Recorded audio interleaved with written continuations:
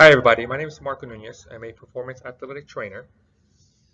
I spent the last 21 years working primarily in a professional setting. Most recently, I was a head performance athletic trainer with the Los Angeles Lakers of the NBA.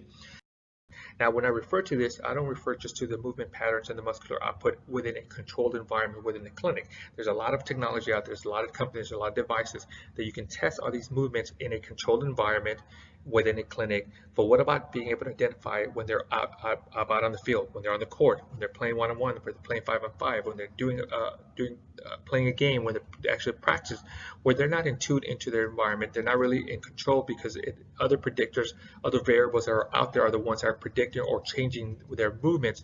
That is where the injury tends to occur, and that as professionals, that's where we want to identify what are the discrepancies that are occurring during those precise movements, because that's when the injuries occurs, not inside a training room, not inside a weight room, not inside a lab. Correct, and I think the return to play terminology is too generalized. I think there should be subcategories to it. There should be a return to activity, meaning once the athlete clears the controlled environment in the clinic, in the training room, he or she is able to do everything without injury. Now you're clear to return to activity, meaning you're clear to go to practice. And I'm sorry, you're clear to do drills, non-contact drills, then contact drills. Then the next one is you're clear to practice. Now you can participate with your team.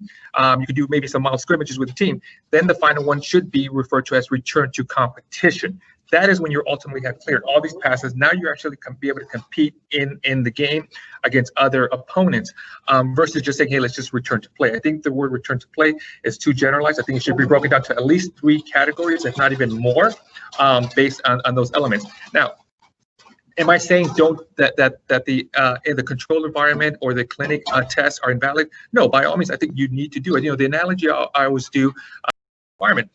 But the true measurement of a quad versus hamstring should be the co-activation ratio, where you're looking when the hamstring is in an eccentric phase, and then you're looking at when the quad is in a concentric phase, because then they're finding each other, and that is a true function, because that's how you run, that's how you operate in the movement. And that's how you should be able to do the measurement and be able to determine between those two. Because as the quad is contracting, it's pulling the hamstring, and the hamstring is trying to find it back.